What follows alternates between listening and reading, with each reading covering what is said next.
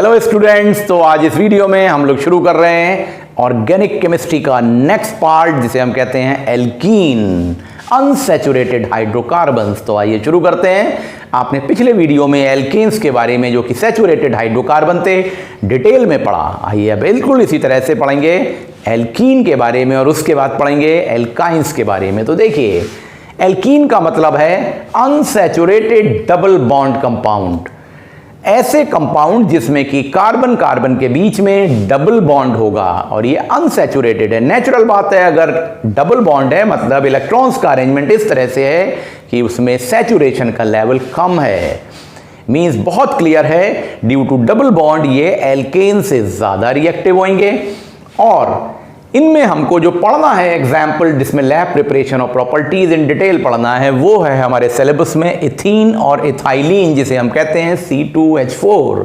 तो देखिए, एल्कीन जो है वो अनसैचुरेटेड हाइड्रोकार्बन्स हैं जिनमें कार्बन कार्बन के बीच में डबल बॉन्ड होता है। तो आप देख सकते हैं, देखिए ये कार्बन कार्बन के बीच में डबल बॉन्ड है और कार्बन को सैचुरेट करने के लिए आप जानते हैं कि 4 वैलेंसीज की जरूरत होती है। तो 2 तो यहां कवर हो गई और ये 2 रह गई इस कार्बन पे, 2 हो गई उस कार्बन पे। तो हर एक कार्बन पे 4 वैलेंसीज से सैचुरेशन आया, लेकिन ये डबल बॉन्ड के अरेंजमेंट में आया तो इनकी रिएक्टिविटी बढ़ जाती है, क्योंकि हर ऑर्गेनिक कंपाउंड की टेंडेंसी होती है सिंगल बॉन्ड में कन्वर्ट होने की। तो दूसरी बात, इनको ऑलिफिन्स बोला जाता है। क्या बोला जाता है? ऑलिफिन्स, क्योंकि इनकी टेंडेंसी हैलोजेंस के साथ जुड़ के तुरंत ऑयली प्रोडक्ट बनाने की होती है। ये इसका नाम ऑयलफिन्स उसी से आया है, क्योंकि ऑयली प्रोडक्ट बनाने की टेंडेंसी हैलोजेंस के साथ होती है। दूसरी बात, इनको मोस्ट ऑफ द केसेस में ऑब्टेन करने के लिए हम जब पेट्रोलियम की रिफाइनिंग करते हैं तो हमको ये मिलते हैं। Means in most of the cases they are obtained by thermal cracking of petroleum hydrocarbons. Other जितने भी हाइड्रोकार्बन है वैरायटी ऑफ, उनसे हमको ये इथाइलिन और इथीन, या जिसे जनरल वे में एल्कीन कहते हैं, वो मिलते हैं। इनका जनरल फॉर्मूला है CnH2n। हाइड्रोकार्बन जो कि एल्केन थे सिंगल बॉन्ड, आपने उसमें फॉर्मूला पढ़ा था CnH2n+2, यहाँ है CnH2n। तो अगर आप इसमें n की वैल्यू 1 2 3 4 रखते जाएं तो सक्सेसिव मेंबर्स मिलते जाएंगे। तो देखिए, उनके 3 एग्जाम्पल्स आपके सामने हैं। IUPAC सिस्टम में आप नॉमेनक्लेचर में इसके बारे में बहुत कुछ पढ़ चुके हैं, जैसे कि CH2 डबल बॉन्ड CH2 या C2H4 जिसको लिखते हैं, ये इथाइलिन या इथेन है, IUPAC नेम है ethylene. CH3CH double bond CH2। अब देखिए यहाँ पे ये डबल बॉन्ड इस कार्बन और इस कार्बन के बीच में है। ये C3H6 है, जिसे प्रोपाइलिन और प्रोपीन कहते हैं IUPAC नेमिंग में। तीसरा है CH3CH2। देखिए CH डबल बॉन्ड CH2 इस पोजीशन पे डबल बॉन्ड है, तो ये C4H8 है, जिसे हम 1 पोजीशन पे कार्बन में डबल बॉन्ड है तो बोलते हैं 1 ब्यूटाइलिन और 1 ब्यूटीन। अगर ये पोजीशन कार्बन की यहां आ जाए तो उसी कंपाउंड C4H8 में ये हो जाएगा 2 ब्यूटाइलिन और 2 ब्यूटीन। ये आप अच्छी तरह से सीख चुके हैं नॉमेनक्लेचर में, कैसे हम 1 और 2 पोजीशन ले रहे हैं। इन दिस वे आपने ये 3 एग्जाम्पल देख लिए और ये भी मैंने बता दिया कि ये हाईली रिएक्टिव और मोर रिएक्टिव देन एल्केन है। तो आइए अब शुरू करते हैं about the lab preparation of ethene और इथाइलिन, एंड और भी जो प्रोजेक्ट मेथड होते हैं प्रिपरेशन के, उनको देखेंगे।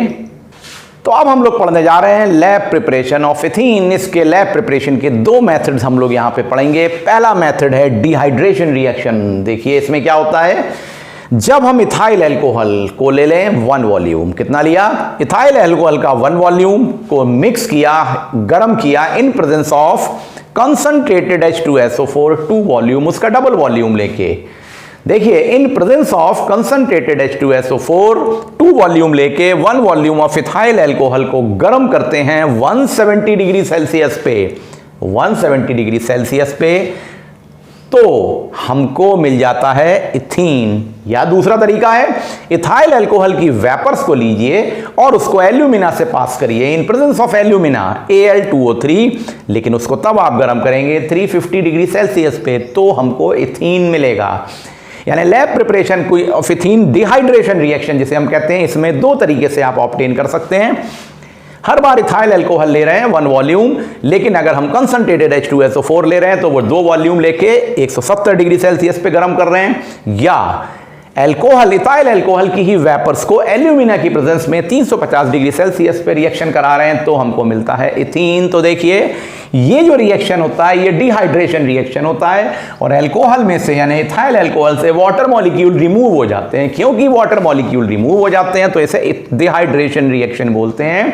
It involves elimination of water from the alcohol और कंसंट्रेटेड H2SO4 या एल्यूमिना यहां पर डिहाइड्रेटिंग एजेंट की तरह काम करते हैं। तो आप देख सकते हैं रिएक्शन, ये इथाइल एल्कोहल है जिसको स्ट्रक्चरल फॉर्मूला की फॉर्म में लिखा गया in presence of concentrated H2SO4 170 degree C और Al2O3 350 डिग्री सी पे लिया तो यहां पे एथीन बना और देखिए ये वाटर मॉलिक्यूल रिमूव हो गया।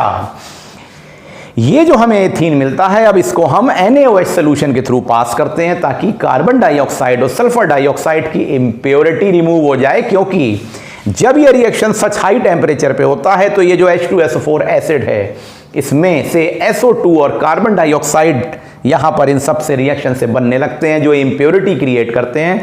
तो फॉर रिमूवल ऑफ CO2 और SO2 हम इसको NaOH के सोल्यूशन से पास करते हैं और हमको प्योर फॉर्म में एथीन मिल जाता है।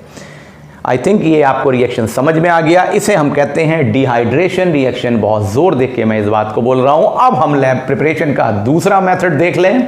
इथीन के लैब प्रिपरेशन का दूसरा तरीका एक और है जिसे हम बोलते हैं डिहाइड्रो हैलोजिनेशन रिएक्शन। कौन सा रिएक्शन? Dehydro halogenation reaction. इसमें हम क्या करते हैं, इथाइल ब्रोमाइड ले लेते हैं। इन जनरल इसे एल्किल हैलाइड बोला जाता है। एल्किल हैलाइड, हैलोजन जिसमें जुड़े हुए हैं ब्रोमीन, क्लोरीन, फ्लोरीन, आयोडीन।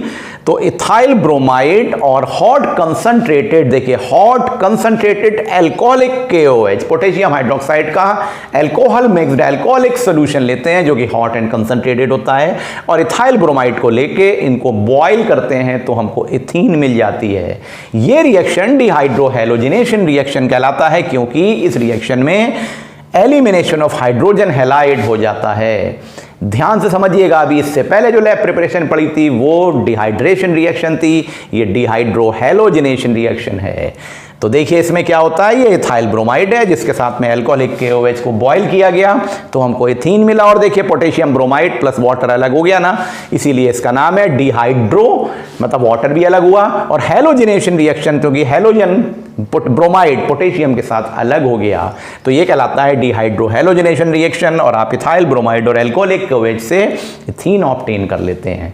दोनों तरीके जो मैंने लैब प्रिपरेशन के बताए इनमें जो हमको एथीन मिलती है उसमें से जो भी इंप्योरिटी है उसको रिमूव करने के बाद, जिसके लिए आपने NaOH का यूज किया था, उसको प्योर करने के बाद हम उसको जब कलेक्ट करते हैं तो उसके लिए हमेशा डाउनवर्ड डिस्प्लेसमेंट ऑफ वाटर का मेथड यूज करते हैं।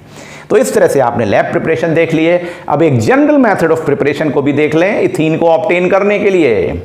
तो लैब प्रिपरेशन ऑफ एथीन के बाद अब एक जनरल मेथड ऑफ प्रिपरेशन को समझ लें। ये मेथड ऑफ प्रिपरेशन आप एक बार पढ़ चुके हैं एल्केन के केस में, जहां पे आपने थर्मल क्रैकिंग और थर्मल डिकम्पोजिशन के बारे में पढ़ा था एल्केन के। इसको फिर से रिपीट करते हैं और डिटेल में समझते हैं। देखिए, बाय क्रैकिंग और dehydrogenation of alkane, in general alkane या इथेन को बोल रहे हैं हम, यहाँ एक एग्जाम्पल इथेन की ले रहे हैं क्योंकि इथेन ऑब्टेन करना है। तो अगर हम थर्मल डीकंपोजिशन या क्रैकिंग करें या जिसे हम टेक्निकली कहते हैं डिहाइड्रोजिनेशन रिएक्शन, कौन सा रिएक्शन? डिहाइड्रोजिनेशन रिएक्शन, तो हमको इथीन ऑब्टेन होता है। किस तरह से?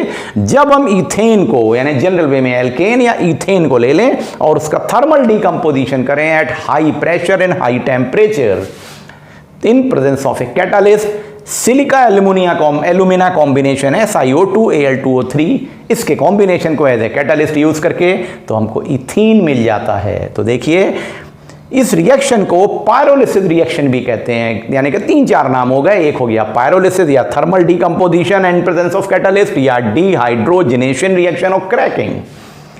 तो देखिए ये इथीन है आपके सामने, H3CH3 500 डिग्री सेल्सियस पे SiO2 Al2O3 कैटालिस्ट से बन रहा है ethene, H2C double bond CH2 और साथ में हाइड्रोजन आ रही है। तो बच्चों इन दिस वे आपने ये जनरल मेथड भी देख लिया। तो इस वीडियो में हम लोगों ने variety of preparation of ethene के बारे में पढ़ा। नेक्स्ट वीडियो से आपको मिलने वाला है ऑल द प्रॉपर्टीज के बारे में detail discussion about ethene. Thank you.